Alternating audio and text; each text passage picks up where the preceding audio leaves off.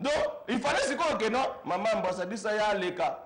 Mais, aza busy, abi papa, le coup de chaîne que ça moko balanda. Nena pesa plus de 10 millions de personnes voilà. Et puis le côté à YouTube. C'est la fin. Et les qui m'ont vous avez ça communiquer oh mukonzamboka atindi basolo bala batangete Bible le Bible ofana ba grand kasi ndelo le Bible inasi na komofanda na ba grand ngolu kasi te yango na lobi communiquer na zo pesa oh eza communauté te mute komi eza mukonzi ya mboka na biso mutu apesi mibeko wana ndenge za na wana supérieur ba s'enregistrer te mais ba oyebele etalio il aurait un jour on a besoin pour bailler bayo parce que comme à un moment tellement que bambouye me comme trop na ba meeting de ba na retourna l'axa carte na yo quand on a enregistrement ceux qui quand on est zaté on va na biso ça ça pété bon yango je senga eza malamu pour na biso ba na biso ba otanga awa ba on a besoin pour les msuba qui ne ko s'investir et ko aider bango bien aimé ordre et bandaka na biso moko yango na zo senga na congolais tout o azoka message na biso tozala na bomoko tolingana toyeba kosalisana toyeba kose soutenir tolimbisana ba petit journaliste botika bango ba ya basala mission na bango calmement parce que ba 16 na bango na calme parce que et ça la bango siko neti passe et pourtant ngana za pour rien ngana osenga bino nyonso tout maman to matin na yo mardi bato bazolela yango biso nyonso to bana ozela ke mardi na 23h tozo qualité ya wana alors lité ya wana yo siko ovandi vous laissez peut-être mutu moko alobi ke soko oleki tokosala bapate bazozela mateya na bino bapaster bapate bazozela mateya na bino ere yango oyo boya parce que eza lokola botiki bapate batambola sans berger alors berger aza nécessaire alors je pense que je suis na commune Asuka how many minutes are left? Ok, natika na 30 secondes, nde na obike na pesi bino mbote, bolanda ba image, bande ko nyonso baza na besoin ya ko pesa ba émission na bango boya to za moins cher. Ba passer boya to pambola libota na Nzambe, Nzambe apambola bino. Maman Olive, le chef de l'État, maman ambassadrice, mutuna ngai ngame siko zali Nzamba pambola yo donné après leur décès dans les morgues de diverses formations médicales de la place. Une liste de 30 personnes classées dans cette catégorie est également disponible à l'hôtel de ville pour ce groupe qui ont fait l'objet de l'enterrement collectif de Maluku. Elle reprend tous les détails déjà évoqués pour la liste de noms identifiés, y compris la formation médicale de provenance. Je ne sais pas si, à des journalistes chevronnés comme vous, je dois définir ce qu'est un bébé mort-né. Tout le monde sait de quoi il s'agit. Les 300 corps relevant de cette catégorie sont enregistrés dans le livre général de la réception des corps. Le rapport de l'hôtel de ville précise qu'ils proviennent essentiellement de 2 grands centres hospitaliers. L'hôpital général de référence de Kinshasa et l'hôpital pédiatrique de Kalembelembe en commune de Lingouala. Il ajoute qu'à ce groupe sont associés les corps d'enfants abandonnés dans différents endroits, surtout dans des ruisseaux. S'agissant des 26 corps abandonnés à l'hôpital Saint-Joseph de Limete, il faut dire qu'il y avait en fait 27 corps. La justice n'a pas permis l'inhumation d'un des 27, étant donné qu'il s'agissait d'un dossier judiciaire en cours. Et c'est le droit de la justice d'interdire l'inhumation tant qu'elle n'a pas encore terminé ses devoirs. Les corps avaient été transférés à la morgue centrale de Kinshasa par l'hôpital Saint-Joseph, donc de Limete. Il y a même une lettre du 9 février du gestionnaire de cet hôpital au directeur de la morgue centrale de l'hôpital général de référence de Kinshasa. L'hôtel de ville vous produira aisément cette lettre. Quant aux 12 corps abandonnés à l'hôpital général de référence de Kinshasa, ils ont été transférés par le dit hôpital à la morgue centrale le 3 mars 2015. La liste de ces personnes, avec les détails déjà évoqués pour les autres listes, est également disponible à l'hôtel de ville. Il n'y a donc, mesdames, messieurs de la presse, rien qui puisse autoriser un quelconque lien entre cette affaire et les événements des 19, 20, 21 janvier 2015, comme nous l'entendons répéter maintenant par certains. Le bilan de ces événements, des 19 au 21, est connu. 27 morts officiellement. Et même les sources les plus mensongères, les plus mal intentionnées, n'ont pas dénombré 421 morts, les 19, 20 et 21 janvier.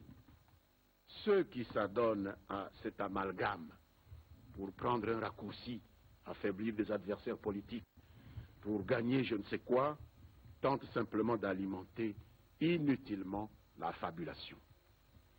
Ce type d'inhumation d'indigents est-il nouveau dans la ville de Kinshasa? Non.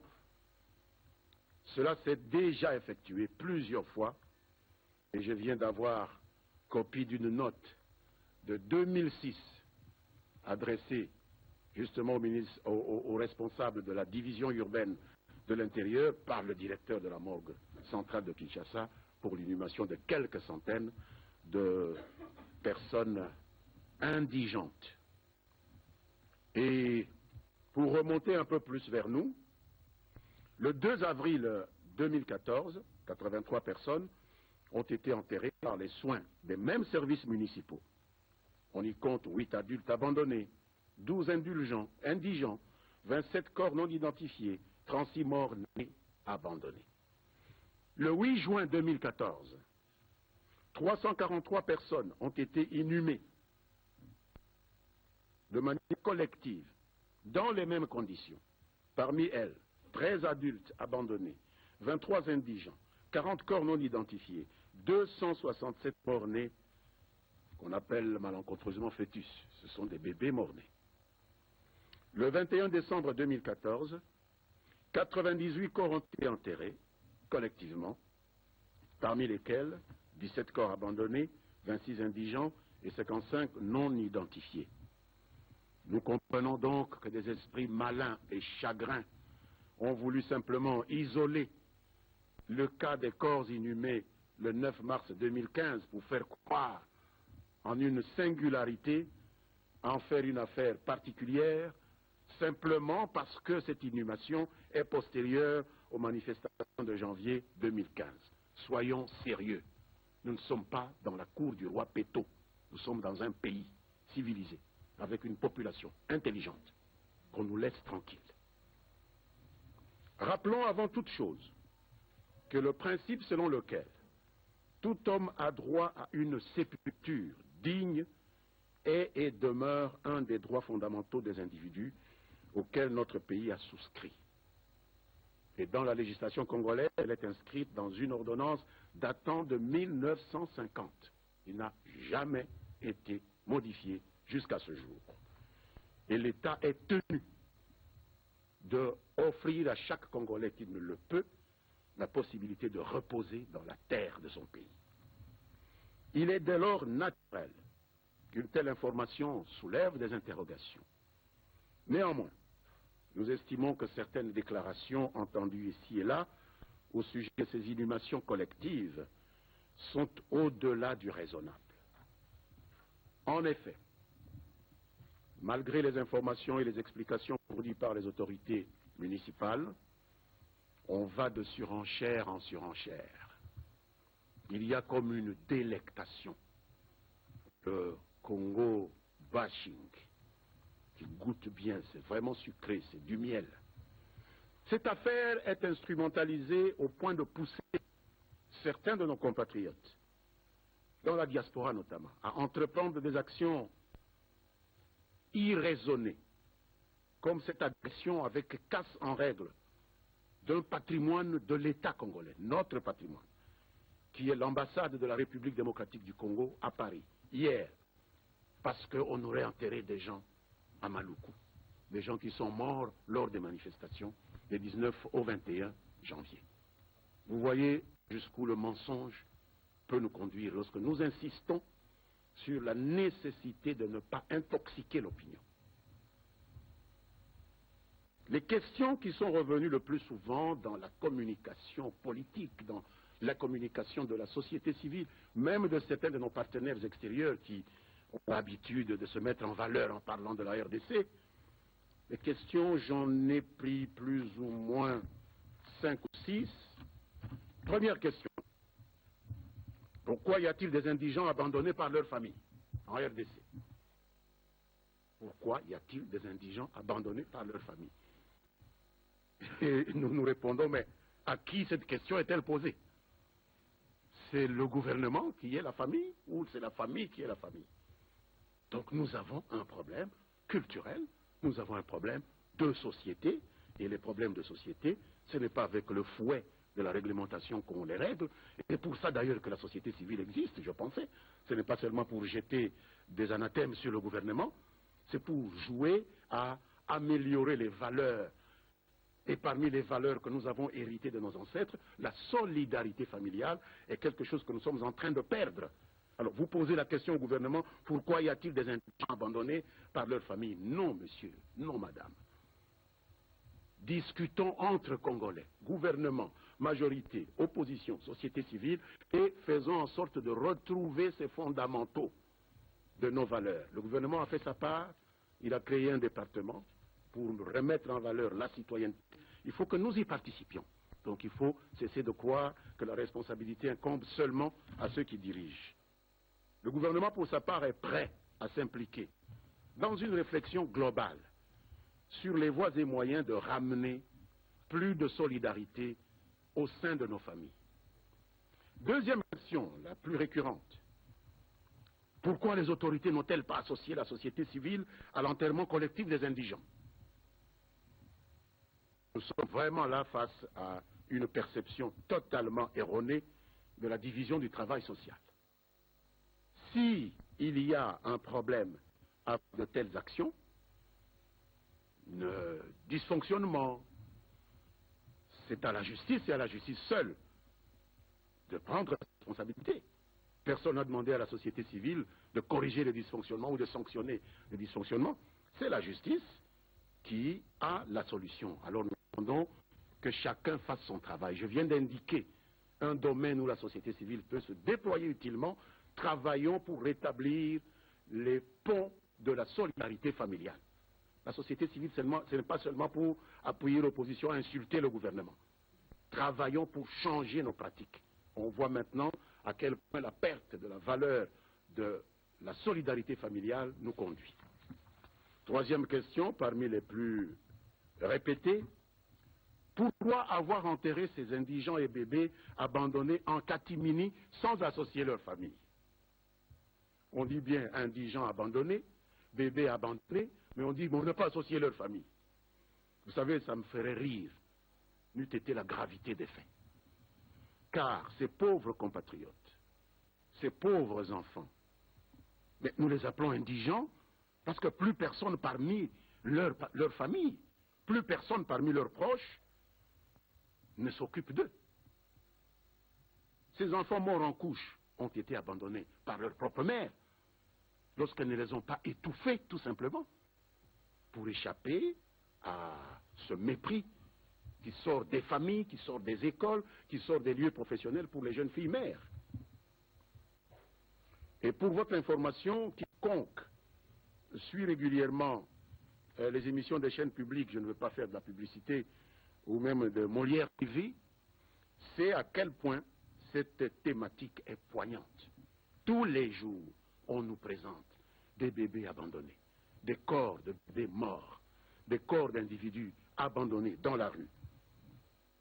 Cette problématique est vraiment poignante et les services de la morgue de l'hôpital général de Kinshasa lancent régulièrement des appels aux familles concernées et très souvent sans aucun succès. Alors la question qu'on peut poser à monsieur le questionneur ou madame, c'est où ira-t-on chercher ces fameuses familles qui accompagneraient les services de l'État dans la mise en terre de ces indigents? Puisqu'ils les ont abandonnés, deviendrait-il plus intéressant pour eux une fois morts? On doit donner une sépulture à ces gens. C'est réellement parler pour dire n'importe quoi.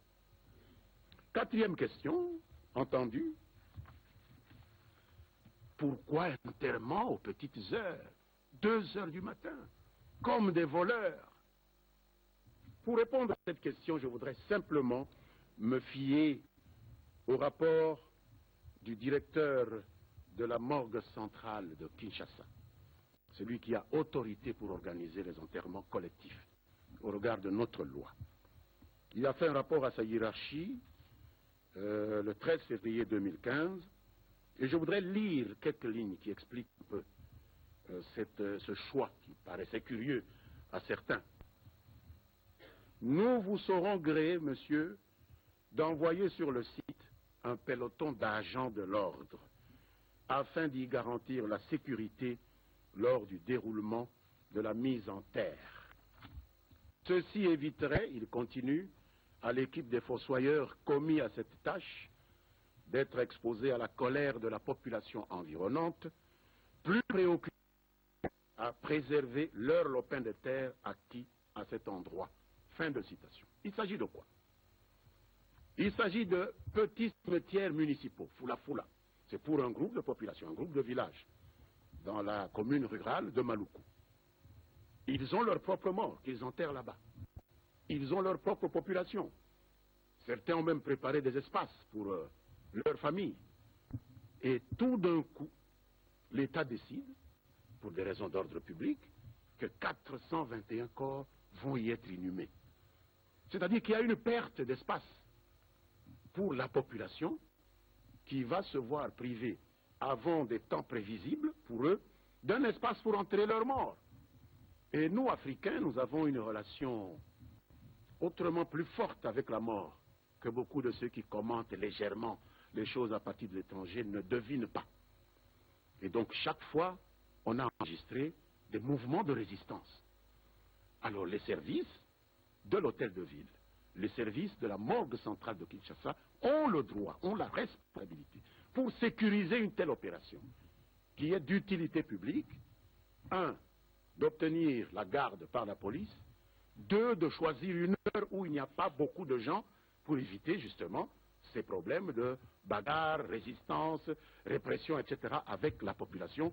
Les enterrements collectifs devant être faits, parce qu'on ne va pas exposer une ville de Kinshasa à des graves maladies parce que 3, 4, 5 Congolais ne veulent pas qu'on vienne enterrer dans leur cimetière. C'est un choix politique. Il n'y a personne qui a le droit de venir porter un jugement sur nos coutumes, sur les décisions que nous prenons pour résoudre nos problèmes. Il faut un peu de modestie, surtout lorsqu'on est étranger.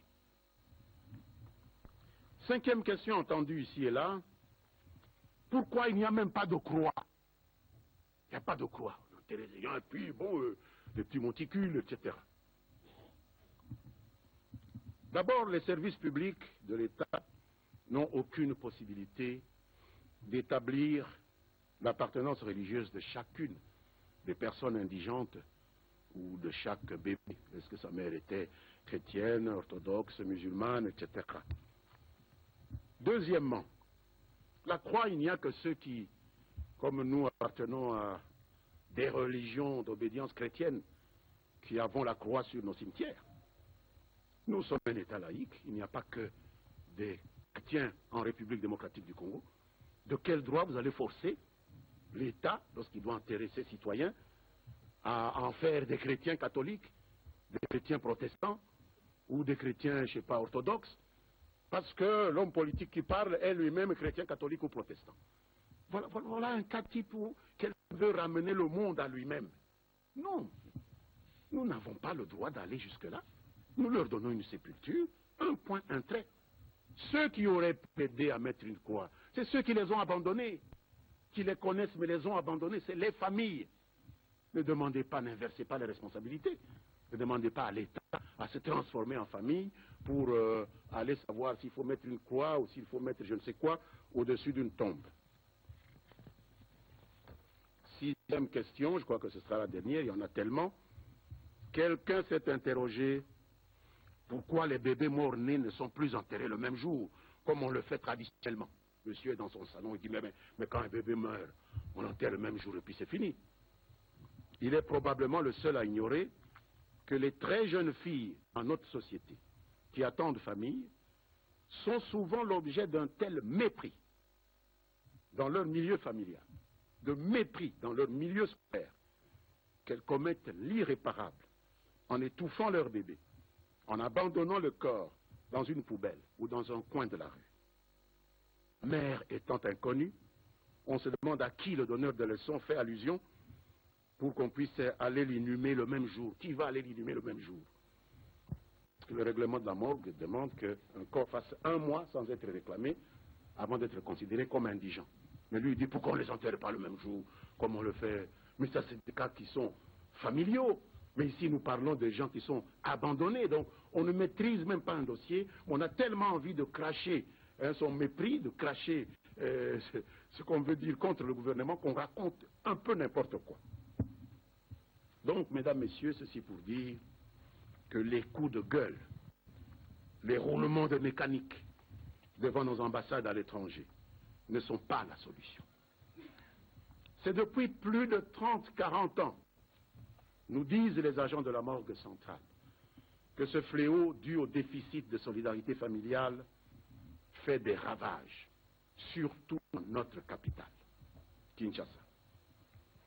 À Kinshasa, à cause notamment du coût prohibitif des soins médicaux, à cause également du coût prohibitif des pratiques funéraires, les gens ont de plus en plus tendance à abandonner leurs proches qui souffrent. C'est ça la réalité. C'est une erreur de croire ou de chercher à faire croire en mélangeant politique et problèmes sociaux que le gouvernement ou toute autre institution de la République a le pouvoir de changer d'un clic du doigt ce déficit de solidarité qui est dans nos mentalités et qui a toujours été une règle dans nos coutumes. Et au lieu de ne voir dans ce drame qu'une occasion de fustiger le gouvernement,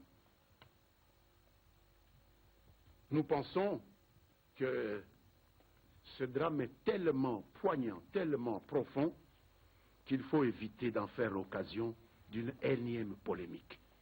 C'est de la légèreté, c'est de l'irresponsabilité. Et c'est un manque total de souci à l'égard des Congolais pour les amis qui viennent nous visiter ici ou les amis qui travaillent sur notre pays et qui attrapent comme ça des informations à la volée simplement pour salir un pays qui leur offre l'hospitalité. Il serait plus utile aux Congolais qui aiment leur pays de se rassembler, et le gouvernement est prêt à se joindre à eux, autour d'initiatives susceptibles de créer des pratiques funéraires moins chères, moins onéreuses, et une meilleure intégration des jeunes filles et mères avec leurs enfants dans la société. Ne plus faire croire à nos enfants filles que lorsqu'elles sont enceintes, c'est la fin du monde. C'est un état d'esprit. Au lieu de se spécialiser à des insultes contre celui qui est au pouvoir, spécialisons-nous à modifier l'état d'esprit des familles vis-à-vis de nos enfants qui ont choisi de mettre au monde avant un certain âge. Ça peut être un accident, mais aidons-les à s'insérer. Il y a des pays où elle continue à aller à l'école, quand elle va accoucher, son enfant est reçu dans une crèche payée par l'État ou par la solidarité non gouvernementale justement, pendant que la fille continue son cursus scolaire. Et on se rend compte que dans ces pays, vous avez moins de bébés qui meurent en couche. Voilà la solution, ce n'est pas d'insulter le gouvernement. Il y aura bien l'occasion de s'insulter. Les élections arrivent. Mais ici, nous sommes dans un fait de société. Ce sont ces méli-mélos. Et nous demandons à nos amis étrangers de ne pas nous encourager. Ce n'est pas l'aide la meilleure que nous attendons de leur part. En un mot, l'État, par ses structures locales, s'efforce de faire le ménage à travers ces peu de moyens alloués à la direction de la morgue centrale de l'hôpital général par le gouvernement provincial de Kinshasa. Nous nous efforçons de faire le ménage des défaillances de la solidarité familiale ou communautaire. Parce que nous sommes un peuple qui ne se rallie pas simplement à la solidarité de la famille nucléaire.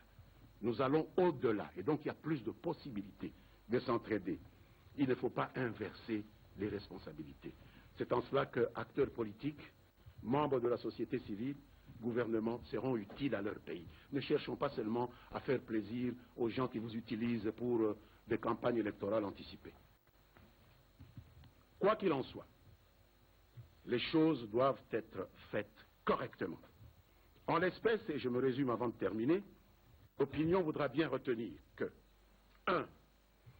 Le 19 mars 2015, les services de la morgue centrale de l'hôpital général de référence, Kinshasa, ont effectivement procédé à un enterrement collectif sur le site du cimetière Fula Fula de la commune de Maluku de 421 corps de bébés et d'adultes indigents abandonnés.